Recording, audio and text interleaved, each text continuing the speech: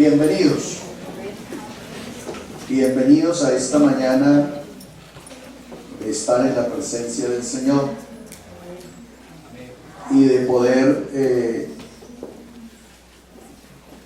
estar dispuestos para aprender más de Dios. Amén. Hoy vamos a tener un ejercicio un poco diferente, en razón de que tenemos un trabajo que realizar.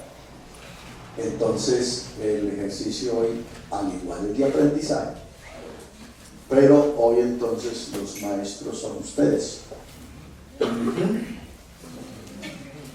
Hola. Entonces espero estén muy cuchillas hoy con la palabra. Me preocupa ese grupo que está a punto de desaparecer. Amén. No sé qué pasa hoy con los estudiantes de ese lado, pero está grave la cosa.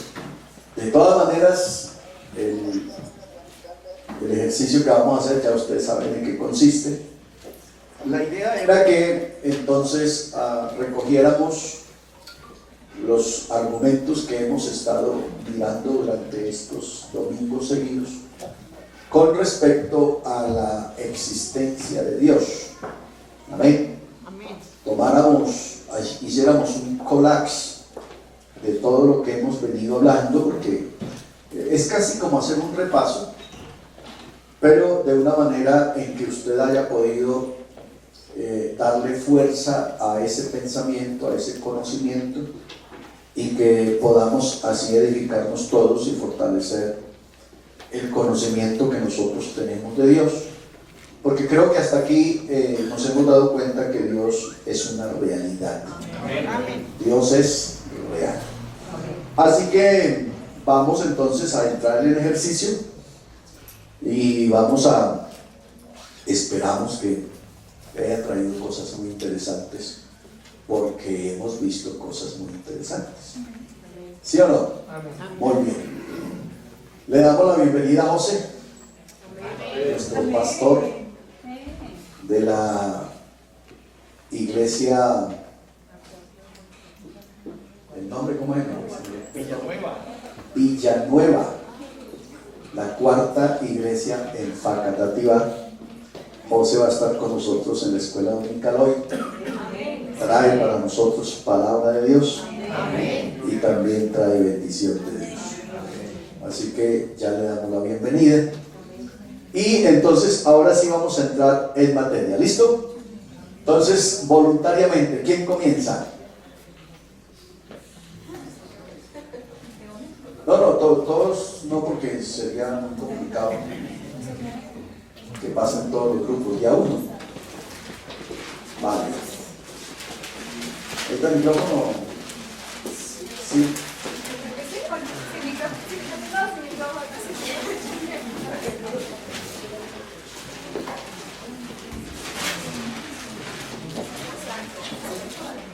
Yo creo que se hagan arriba para que lo vean.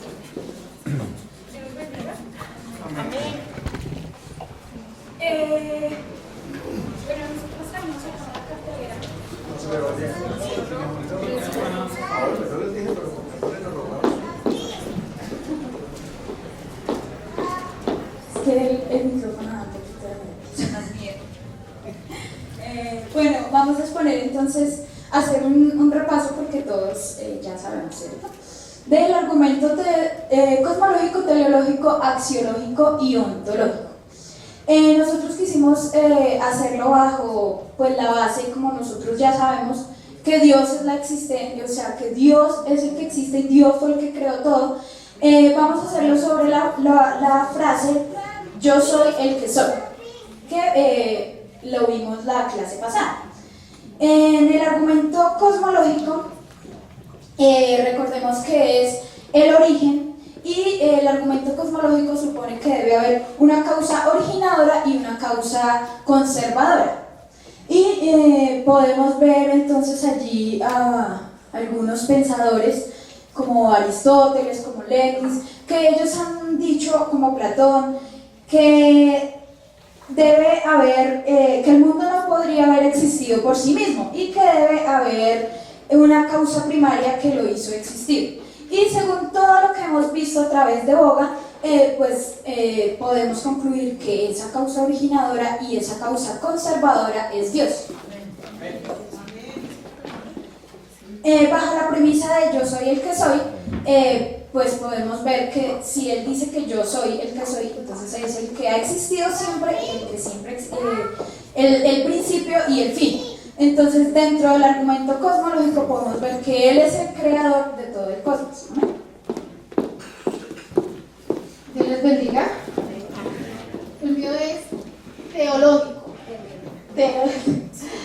Teleológico. Ay, eso no me Bueno, este argumento indica que el universo evidencia una gran complejidad o diseño, por esto debe haber sido diseñado por un gran diseñador, por Dios. Bajo la expresión yo soy el que soy. En Génesis nos habla el inicio de la creación, cómo fue. En Salmo 24 nos dice: de Jehová es la tierra y su plenitud, el mundo y el que él habita. Esto confirma su diseño y posición del universo. Bueno, aquí vemos todo lo que es la creación de Dios, que en Génesis nos habla que Dios hizo los cielos, la tierra, los animales, todo. Se pueden guiar, pues. Dios les bendiga. Dios les bendiga, hermanos. El argumento axiológico nos habla sobre la moral, y en la moral también podemos estar los atributos de Dios. Está el Dios es fiel, Dios es bondadoso, Dios es verdad, Dios es amor, Dios es justo, Dios es santo, Dios es misericordioso. También está el relativismo, el convencionalismo, la ética. Y en relación a lo que es la moral, todos los hombres son conscientes de una ley moral objetiva. Las leyes morales suponen de un legislador en ellas, por tanto debe haber un supremo legislador de la ley moral. Esto lo trabajamos bajo la expresión yo soy el que soy. Dios es el que puso la ley moral en cada corazón. Esto lo podemos encontrar en Romanos capítulo 2 del verso 14 al 16, que Dios es nuestro legislador, es el que nos dio esta ley para así ser completos a lo que es el propósito de él. Y en cuanto al ontológico, cuando decimos yo soy el que soy, decimos que Dios es la entidad, es una entidad que es necesaria. O sea, hay tres tipos de entidades, que es la imposible, la contingente y la necesaria. Se supone, según los científicos, que existen como diferentes mundos paralelos para ellos, se podría decir de esa manera. Entonces, las entidades que son necesarias son las entidades que pueden existir en absolutamente todos los universos. Dios es una entidad necesaria porque en Él habita absolutamente, Él es el más grande, Él es el máximo, Él es el todopoderoso, y en Él habita todas las cosas buenas y necesarias de la existencia. Por eso Él es el que es, por eso el Señor dice yo soy el que soy, y bajo esa premisa podemos hablarlo en los 4 argumentos.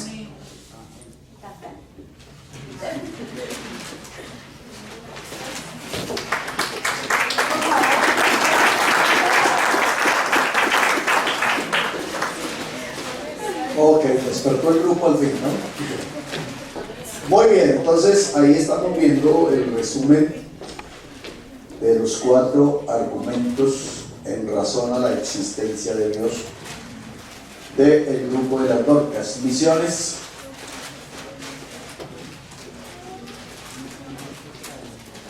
¿Qué pasó con misiones? ¿Nada? ¿Hicieron algo o no? Y jóvenes, ya, a ver, diapositivas, ya.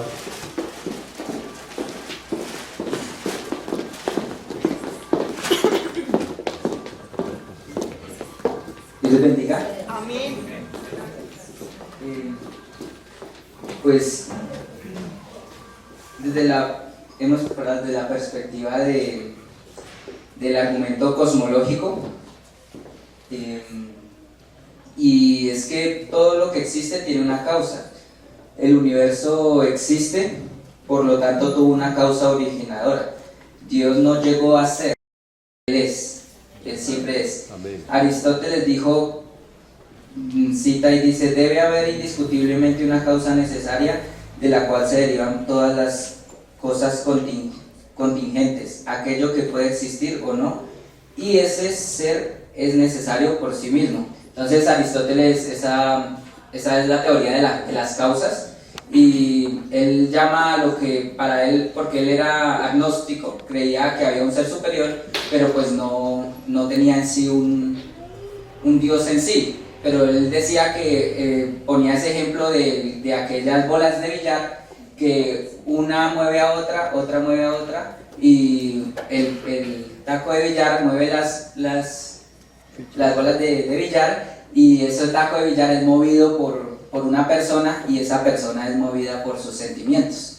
Entonces, haciendo esta conjetura de causas, una cosa en el universo ha movido a otra, y siempre él lo llama el fin último, lo llama Aristóteles, que es ese ser que nadie lo mueve, sino que siempre es. Y este es el argumento cosmológico. El argumento teleológico lo va a explicar mi hermana. Dios los bendiga. Bueno, pasando al teleológico, este sustenta que así como todas las cosas existen y tienen un creador, como el ejemplo, el reloj necesita un relojero para ser creado, y así podemos pues dar otros ejemplos de cosas materiales que necesitan un creador para existir. Este argumento sustenta que la creación exige un creador, es decir, que nosotros debimos haber sido creados por alguien y no simplemente existir como las teorías pues científicas lo quieren hacer creer hoy en día. Un ejemplo, en Job 38:10 dice: dime quién puso límites al mar cuando éste cubrió la tierra, dime cuándo lo envolví entre nubes y lo dejé en la oscuridad, dime cuándo les mandé a las olas no pasar más allá de la playa.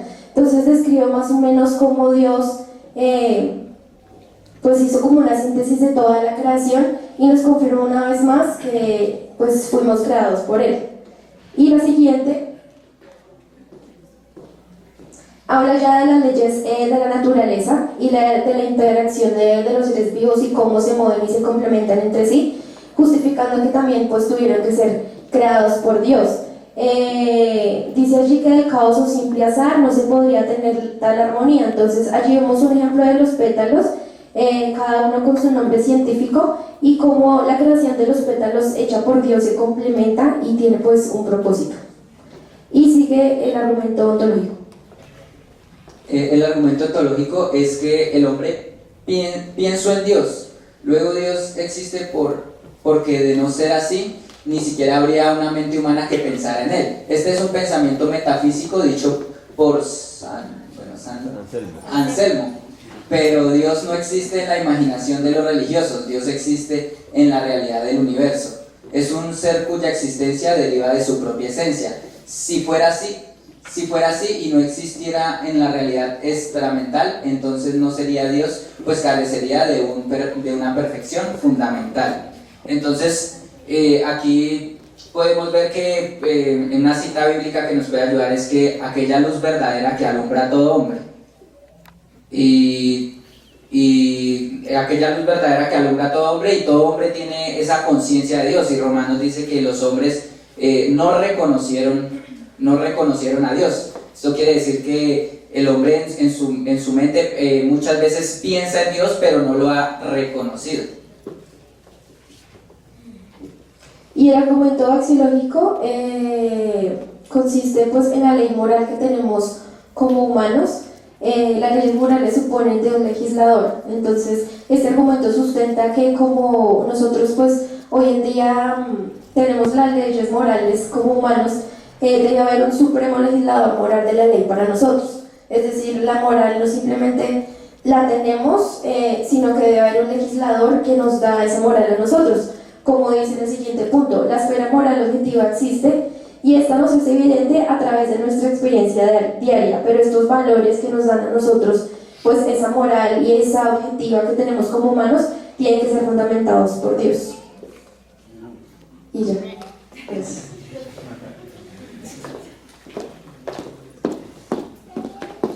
Ok. Entonces por aquí no hubo nada, ¿no? Bendito.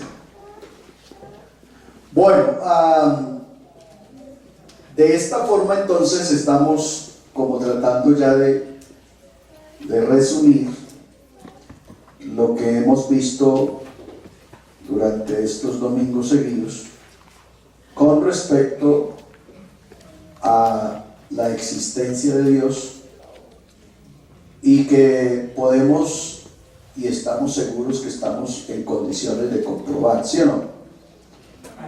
¿Hola? Amén. ¿Usted está en condiciones de comprobar que Dios existe? Ok. Entonces, hicieron falta hartas cositas. Yo diría que hartísimas cositas de las que hemos visto con respecto a la existencia de Dios representado en estos argumentos.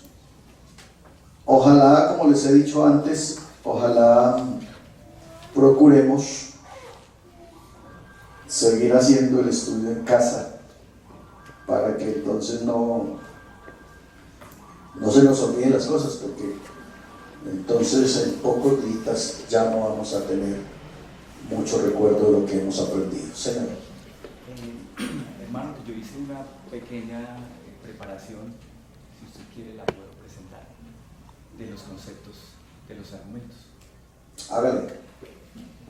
Trate de que no sea más de 30 segundos. Bueno.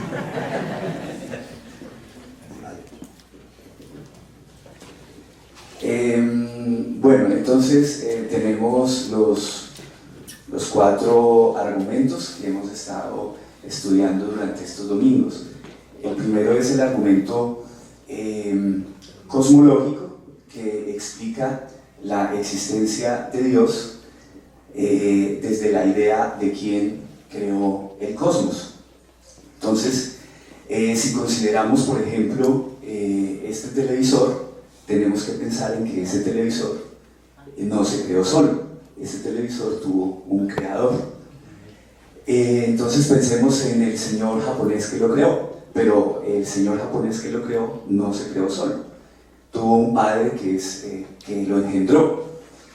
Y para evitar una regresión al infinito, entonces tenemos que pensar en quién creó, a quién engendró, a quien finalmente engendró al fabricante de este televisor. Entonces, para evitar una regresión al infinito, tenemos que necesariamente reconocer la idea de un primer creador. Entonces, explicamos la existencia de Dios desde la idea de que este cosmos, tal cual como lo concebimos y como lo conocemos a través de la experiencia, tuvo que necesariamente tener un creador, y que esta verdad es necesaria y no contingente. Es decir, que no es posible concebir este mundo sin un creador que lo haya creado. El segundo argumento, que es el teleológico, hace referencia a un diseño. ¿Qué es un diseño? Un diseño es la disposición particular de unos elementos en función de la consecución de un fin. Entonces, si consideramos, por ejemplo, una fruta como una mandarina, podemos identificar que la mandarina tiene un sistema perfecto de empaquetado. Tenemos entonces una cubierta exterior que es fácilmente desprendible. Dentro de esa cubierta viene una subdivisión de pequeños paquetes que llamamos gajos o cascos, y dentro de cada uno de esos cascos existe un sinnúmero de empaquetamientos mucho más pequeños, y dentro de cada uno de esos paquetes se calcula que existe una cantidad balanceada de azúcares, de nutrientes y de componentes químicos. Entonces, si consideramos la mandarina, si queremos podemos decir que esa mandarina fue producto del azar, pero hay algo dentro de nosotros que nos dice que esa mandarina fue creada con un diseño para cumplir un fin. Incluso la presentación de la mandarina es sugestiva ante nuestros ojos, es llamativa, es decir, que cada elemento dentro de la mandarina obedece a un diseño que fue pensado en la cabeza de alguien para cumplir un propósito específico de llamar nuestra atención y nutrirnos. Tenemos entonces el argumento ontológico, que es el más complejo y que el primero en concebirlo fue Anselmo de Canterbury. Él dice que la idea de Dios está presente en los hombres y que entre un Dios que es concebible en la mente humana y un Dios que existe en la mente humana pero que también existe en la realidad, es superior a que el Dios que existe en la mente humana y que también existe en la realidad. Entonces esto plantea una contradicción, y de esa contradicción es necesario, según Anselmo de Canterbury, reconocer que Dios existe. Es un argumento muy intrincado, muy difícil de comprender, por lo menos en mi experiencia personal, pero yo lo resumo en que la idea de Dios está presente en la mente de todos los seres humanos, incluidos los ateos. Y tenemos el argumento axiológico, que es el argumento que nos remite a la moral. ¿Qué es la moral? La moral tiene una directa relación con los conceptos de bueno y de malo. Entonces, en cada situación que nosotros los seres humanos concebimos, somos proclives a emitir un juicio moral. Entonces somos proclives a decir, eso que está ocurriendo allá es bueno, o somos proclives a decir, eso que está ocurriendo allá es malo. Es decir, que tenemos grabada una noción de bueno y de malo, y de las nociones de bueno y de malo se desprenden los juicios morales, y los juicios morales dan origen a la ley moral. Entonces, si existe la noción de bueno y malo, y por tanto existe grabada en el hombre una legislación moral, tiene que existir un legislador, y ese legislador es Dios.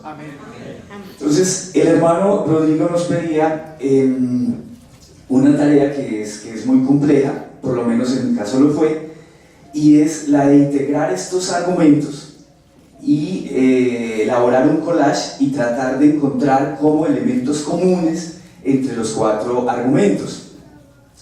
Entonces, los elementos comunes que yo encontré son los siguientes, que no se me ocurren a mí, sino que están dados ya por la filosofía y por quienes han estudiado estos conceptos. Y es que tanto el argumento cosmológico como el argumento teleológico son argumentos a posteriori. A posteriori significa que son argumentos que se elaboran a partir de la experiencia humana. Es decir, que nosotros miramos la mandarina, hacemos todo ese análisis, tratamos de ver cómo funciona el universo y entonces logramos aproximarnos a la idea de Dios a través de ese argumento que denominamos cosmológico y a través de ese argumento que denominamos ontológico. Pero es un argumento que no puede existir sin el asidero de la experiencia de la cognición humana con el mundo circundante. Y los argumentos axiológico y cosmológico son argumentos a priori. Es decir, que no se elaboran a partir de la experiencia humana. Es decir, que no es necesario interactuar con el mundo para descubrir que en la mente humana están grabados esos conceptos de ley y la idea de Dios. Entonces, los conceptos a priori, como los conceptos a posteriori, nos llevan a encontrar un punto común entre ellos dos, y es los límites y los alcances que tiene la cognición humana. Es decir, ¿qué podemos los seres humanos entender y comprender? ¿Hasta dónde podemos llegar con nuestra cognición? ¿Qué nos es permitido entender? Entonces, intentando aventurar respuestas a esa pregunta, podemos decir en principio que aunque somos seres muy limitados, Dios nos ha dado el privilegio de poderlo comprender. Pero que junto con ese privilegio de poderlo comprender, nos dio la libertad. Eso significa que si, a pesar de estos 4 argumentos que son meros artificios de la filosofía, que el hombre ha tenido que batallar con la lógica formal para elaborar estos argumentos, que son un rudimento humano, no queremos creer en Dios, pues Dios es tan grande, tan poderoso, tan sublime y tan perfecto que nos ha permitido decidir si creemos o no. Es eso.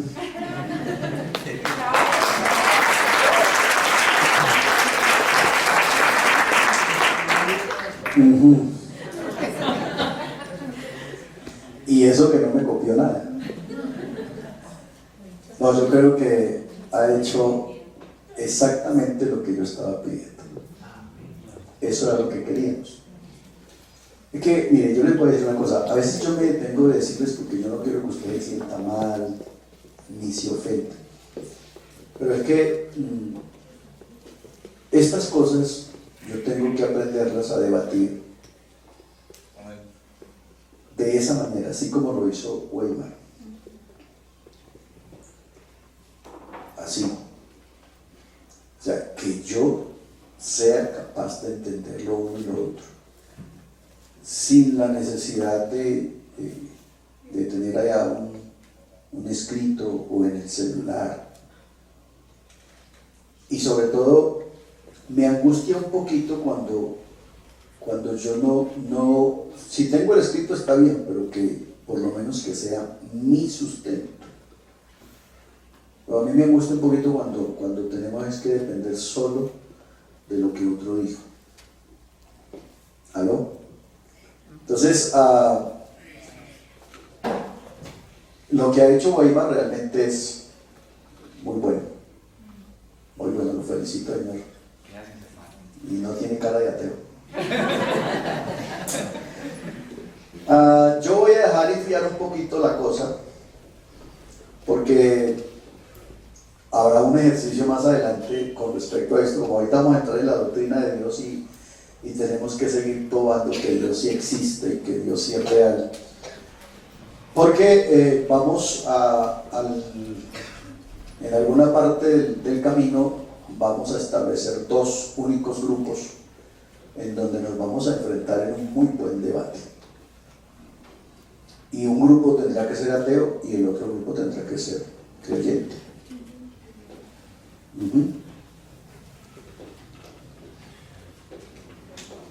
Hola. Y pues vamos a concluir cosas, porque es que no nos podemos ir meramente con lo que el pastor nos dijo, hay que ir más allá.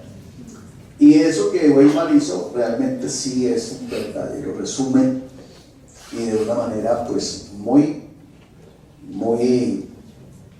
¿cómo se llama?, convincente, con argumentos bien elaborados, que aunque extraídos de una enseñanza, tienen un refuerzo de lo que yo estoy pensando. ¿Vale? Eso es muy importante. De todas maneras, yo aspiro que por lo menos aquí el gran porcentaje crean que Dios existe. ¿Aló? O sea, por lo menos. Y en una de las clases dijimos que una de las pruebas más contundentes de que Dios existe es que los ateos tratan de probar que no existe. ¿Aló? Usted no se asuste cuando se enfrente con un ateo, porque esa es la prueba más contundente de que Dios existe. ¿Aló? Y es mucho más fácil probar que Dios existe. Mucho más fácil, 1000 veces más elemental probar que Dios existe a probar que no existe. ¿Ya? Porque incluso los animales irracionales lo demuestran. Reverencia, alaban. ¿Ya? Entonces, nosotros creo que estamos bien. Digo, ¿no? Digo que estamos bien porque creo que aquí somos creyentes en la existencia de Dios. Y reitero, es 1000 veces más difícil probar que no existe Dios a probar que Dios sí existe. ¿Va conmigo?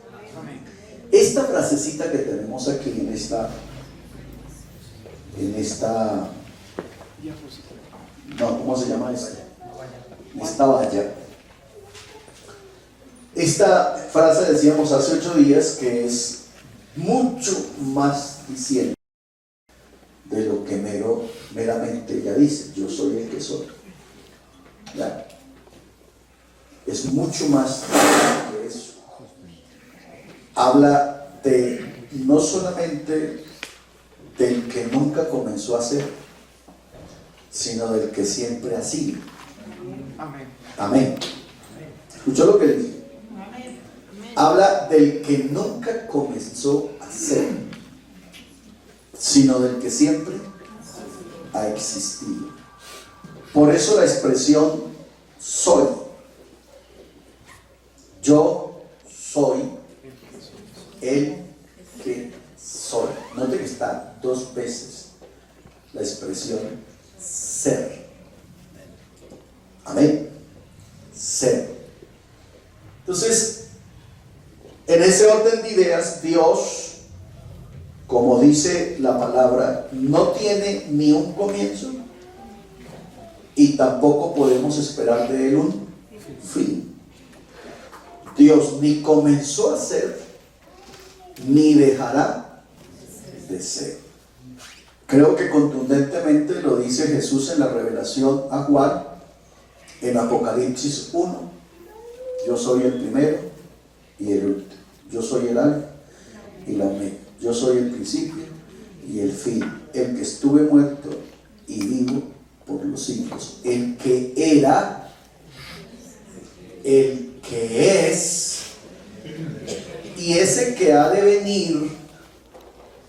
Escuchen, ese que ha de venir, no lo tome solo en el aspecto de venida, de manifestación. Ese que ha de venir implica y el que será siempre. El que es, el que era, el que es y el que será siempre. ¿Aló? Amén. O sea, Dios siempre va a estar. Amén. Nunca dejará de ser. Amén.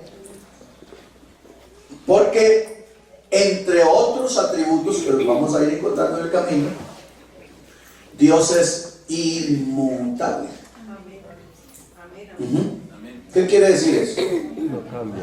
Que no cumple años. ¿Aló? Dios no cumple años. Si usted no cumpliera años, no tenía las canas y las arrugas que hoy tiene. ¿Sabe qué te volvió así? Esa celebración que te hacen cada año. ¿Aló? Esa celebración tan bonita que te hacen cada año es la que te tiene así. Pero Dios no cumple años. Él es inmutable. Voy a decir algo es un poco bruto lo que voy a decir, pero lo voy a decir. Cuando Dios nació, ya tenía los años que tiene hoy. ¿Me lo copió? Sí, yo sé que dije una brutalidad, pero la idea es que usted me lo entienda. Cuando Dios llegó a ser, ya tenía los años que tiene hoy. Mejor dicho, Él tiene todos los años de la existencia. ¿Aló? O sea, cuando Él se puso ahí, ya era el Dios que es. Y no va a cambiar. Me gusta la expresión. Cuando el profeta se refiere al anciano de días, se está refiriendo a alguien que ya vivió todo lo que había que vivir. O sea, ya está en su edad. Ya tiene todos los siglos que tiene que tener encima. Por eso entonces Él no cumple años. Y eso se deriva de una palabrita pequeñita, pero que es muy importante y que la discutimos hace 8 días, la palabra eternidad o eterno. Por eso es que a nosotros sí nos cuesta un poquito cuando hablamos de eternidad. Y cuando nosotros decimos, hermano, nosotros tenemos vida eterna. Entonces, es como un poquito complicadito encajar esa palabra ahí, porque yo lo que sé es que mañana me tengo que morir. Pero ¿cómo así que tengo vida eterna? ¿Ya? Y acuérdense que el domingo entonces hablábamos de entrar a la eternidad. ¿Cómo entra uno ahí a la eternidad? Por eso fue que hablamos de transformación. Nosotros ahora tenemos un cuerpo mortal, pero seremos semejantes a Él en su inmortalidad. Entonces por eso Cristo, o sea, ojo que aquí voy a decir algo muy importante. Por eso Cristo murió y resucitó. Porque Jesús no solamente murió para perdonarnos los pecados. Porque si fuera solo ese su propósito, no había tenido que resucitar. Suficiente con su muerte. Con su muerte Él nos había perdonado los pecados, porque era necesario que se derramara sangre y que hubiera un cordero. Listo. Usted se da cuenta que ningún cordero en el Antiguo Testamento resucitó. Los corderos lo degollaban, rociaban la sangre y la carne la comían asada. ¿Ya? Pero no había necesidad de que el cordero resucitara. ¿Ya? ¿Por qué el Cordero de Dios no solamente murió y resucitó? No solamente murió, sino que también resucitó. ¿Por qué?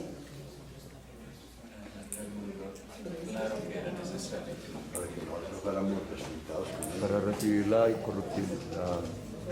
cuerpo incorruptible. Claro. Entonces, en la muerte de Jesús, sus pecados son perdonados. ¿Está claro hasta ahí? Amén. Denlo por hecho. Jesús muere y a través de su sangre tus pecados son perdonados. Pero por eso Pablo después dice, si Él no hubiera resucitado, vana sería nuestra fe y seríamos los más dignos de que la gente nos tuviera misericordia. ¿Ya? Porque entonces nos hubiésemos convertido en gente con los pecados perdonados, pero tan condenados como los demás. Porque, a ver, se la pongo de esta manera. Entonces, usted hoy es un hombre sin pecados porque Dios se los perdonó. Pero Cristo no resucitó. Entonces, todos sabemos que este mundo mañana va a ser destruido. Pero como Cristo no resucitó, entonces usted tampoco resucita si se muere. Y si no se muere, pues tiene que ser destruido con el mundo. entonces estaríamos tan condenados como todos los otros, o sea, nos condenaríamos sin pecados. Pero mire el poder de la resurrección. Acuérdese que esto lo estudiamos en Romanos. En Romanos 7 estudiamos esto, que la resurrección de Jesús es el sello de nuestra justificación, de nuestra salvación. Porque Cristo murió y cuando resucitó no trajo el mismo cuerpo ni la misma naturaleza. Hasta la muerte de Jesús, Él era un hombre igual a todos los hombres. Pero Jesús resucitado es el hombre transformado. Mejor dicho, es el hombre que está listo para ser capaz de levantarse y vencer la gravedad y subir al cielo sin que le estorbe nada. Una vez que tenemos la sentencia, la carne y la sangre no eran el reino de los cielos, entonces se necesitaba un cuerpo que tuviera la naturaleza celestial. Y esa naturaleza celestial nos la da a nosotros la resurrección de Cristo. Por eso dijimos que todos nos tenemos que morir. Porque si usted no se muere, si usted le tiene miedo a la muerte y le huye a la muerte, usted no puede ir al cielo.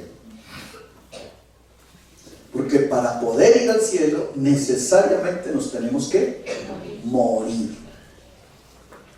Por eso Pablo dice, si el Señor viene ahora, amén, entonces los que vivimos seremos transformados. Dijimos que eso es una muerte súbita y entonces es una resurrección inmediata. Usted muere así y resucita. En ese acto, usted acaba de recibir el cuerpo resucitado para que pueda entonces subir y apropiarse de la naturaleza eterna de Dios. ¿Aló? Esto es más ambiguo de lo que creemos. Amén. Pero es importante que lo sepamos. Porque eso es lo que engorda nuestra fe, es lo que fortalece nuestra esperanza. Porque yo no dudo, a mí mismo me pasa que hay pedacitos de la vida cristiana y de la doctrina que uno dice, ¿cómo será que esto? Que no entiendo, man. ¿Cierto? Pero cuando uno va haciendo piecita por piecita de lo que es el orden de la salvación y el proyecto de Dios, uno se da cuenta que encajan perfectamente, van a encajar perfectamente en el proyecto que Dios tiene con nosotros. ¿Está conmigo? Muy bien, señores. Entonces, dijimos que la declaración yo soy el que soy viene del verbo hebreo ser o existir. Con esta declaración Dios declaró que Él es autoexistente y eterno. Ese autoexistente indica que existe por sí solo, no hay que darle cuerda. Nadie lo hizo, nadie lo creó, no llegó a ser. Él simplemente es. ¿Aló? Simplemente es. Muy bien.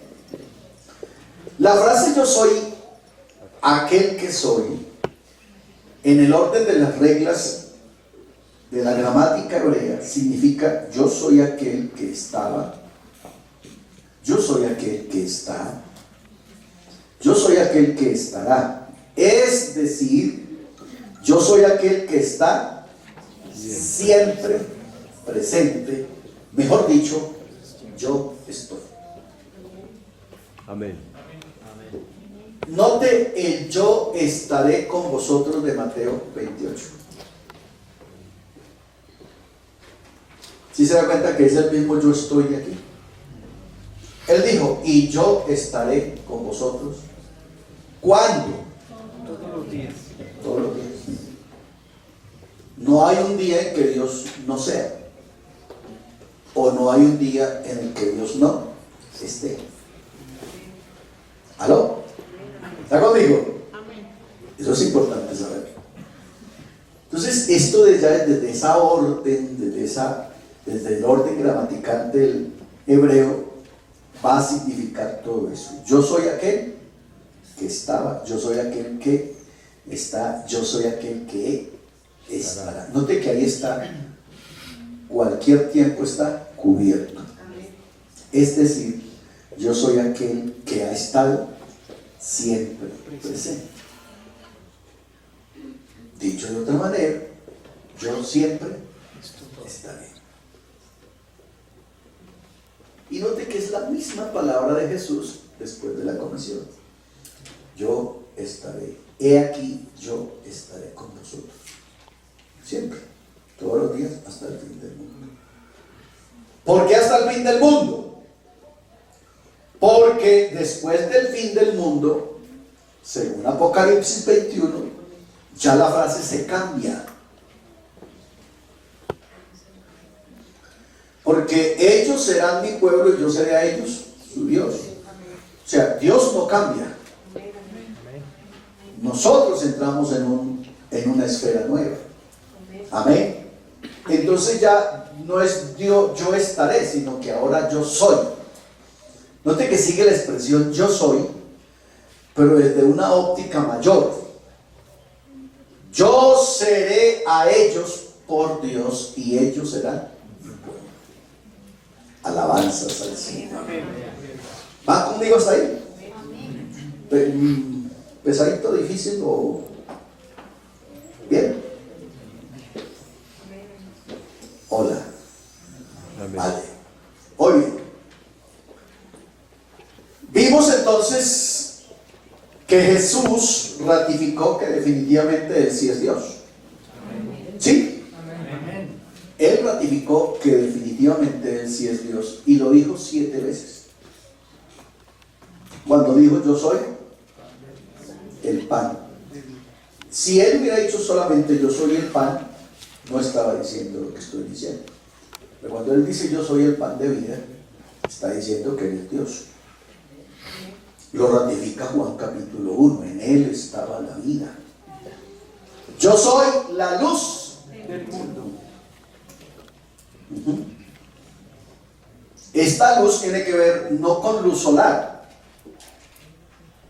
sino con luz de salvación, con luz de revelación, con luz de conocimiento. Amén. Y nos las reveló a nosotros. Yo soy la puerta. Acuérdese que en el orden de salvación, en la expresión de Jesús en Juan 14, yo soy el camino, yo soy la verdad y yo soy la vida. Dijimos que en ese orden la salvación tiene ¿cuántas puertas? 3. ¿Se acuerdan? La primera puerta, ¿dónde estaba? En el atrio. Yo soy el camino. La puerta del atrio. La puerta de la verdad estaba ¿dónde? A la entrada del lugar santo. Esa es la puerta de la verdad. Y yo soy la vida, estaba en la parte del fondo del templo. La otra puerta, que se denomina en la Biblia no puerta sino velo, pero acuérdense que el que traspasaba ese velo o encontraba la vida o encontraba la muerte, y era el punto final del ejercicio sacerdotal cristiano.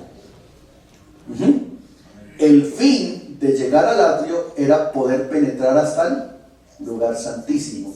El fin de haber encontrado la puerta, nosotros, hablando nosotros en Cristo, de haber encontrado la puerta es poder llegar un día a su misma presencia y verle tal como es.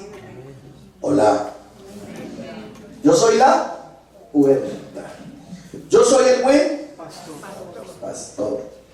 Eso sí, no tiene discusión. Yo soy la resurrección y la... Note por qué se agregó un elemento ahí. En realidad el evangelista había podido decir yo soy la resurrección y ya estaríamos entendiendo. Pero note qué está diciendo ahí. la resurrección y la vida. Ujú. Lo que él está diciendo ahí es que el que Cristo dé o nos regale la resurrección es lo que nos asegura a nosotros la vida eterna. Porque esa vida a la que se está refiriendo ahí no es a la que usted y yo estamos viviendo hoy. Es a la vida eterna, que es la que realmente Dios imparte. A esto se le llama existencia. Amén. Pero a esta vida solo se refiere Dios a quien Él se las da. Amén. Por eso dice: todo el que en mí cree tiene vida. Gloria a Dios. Entonces es un resultado. Hola. ¿Dónde voy? Yo soy Él, la verdad Y la vida. O sea que aquí, es que si uno se pierde aquí está desfregado, man. Está en el camino, está en la verdad, y tiene la vida. Que salga de ahí si está chueco, man. Y por último, yo soy la vid verdadera. Los 7 yo sois, ¿de quién? De Jesús, confirmando entonces que Jesús definitivamente es Dios, y entonces nosotros estamos en Dios, y estamos en Dios, no hay pérdida, estamos en el camino de la salvación. ¿Cuántos dicen amén a eso? Vale, aquí está entonces lo que ya hemos visto. Esto también ya lo miramos, esto también ya lo miramos. Amén. Pedimos que tenga control con los que no entienden, ¿no? O sea, dale paciencia, que algún día vamos a entender. Nosotros, algunos somos más demorados. Y cerramos entonces este argumento diciendo: mirad a mí, sed salvos todos los términos de la tierra, porque yo soy Dios y no hay más. Ok. Volvemos a quedar ahí. Eso sí, ustedes tienen la culpa. ¿Listos para entrar en la doctrina de Dios? Que si hasta aquí todavía no estamos estudiando a Dios. ¿Ustedes se dieron cuenta de eso? O sea, todavía no estamos estudiando a Dios. Estamos buscando posibilidades, si Dios existe, para estudiar. Eso es lo que estamos haciendo durante todos estos domingos. Convencernos si Dios existe. ¿Para qué estudiar algo que no existe? ¿Aló? Entonces, como ya tenemos más o menos un acuerdo de que Dios existe. Amén. Hola. Amén. Ya tenemos más o menos una idea de que Dios existe, entonces vamos a estudiarlo. Vamos a hacernos 1000 preguntas. ¿Quién es Dios? ¿Cómo es Dios? ¿Qué hace Dios? ¿Dónde está Dios? Todo eso. Así que bienvenidos a este oceanito. Amén. Amén. Si solamente las ciencias de Dios son profundas, ¿cuánto más profundo será el que produjo los charquitos? Amén. Entonces uno encuentra que la isla de yo no sé qué, y uno se va a la isla, y eso es un mar completo. O usted ha visto que hay, por ejemplo, uno dice el mar negro, ¿sí? Pero el mar negro realmente es un charquito del mar más grandecito. Pero uno dice el mar rojo, ¿ya? Y resulta que el mar rojo es una salidita que tiene el mar más grandecito. Eso nos va a pasar con Dios, ¿ya? Entonces, cuando uno estudia las doctrinas de Dios, entonces son las islitas que Dios ha producido para darse a conocer Él mismo. Pero entonces, si las islas, si los charquitos son profundos y son grandes, ¿cuánto más profundo será el mismo océano que las produjo? Amén. Así que estamos metidos en un chicharrón. Amén. Que el Señor nos dé sabiduría y Amén. entendimiento.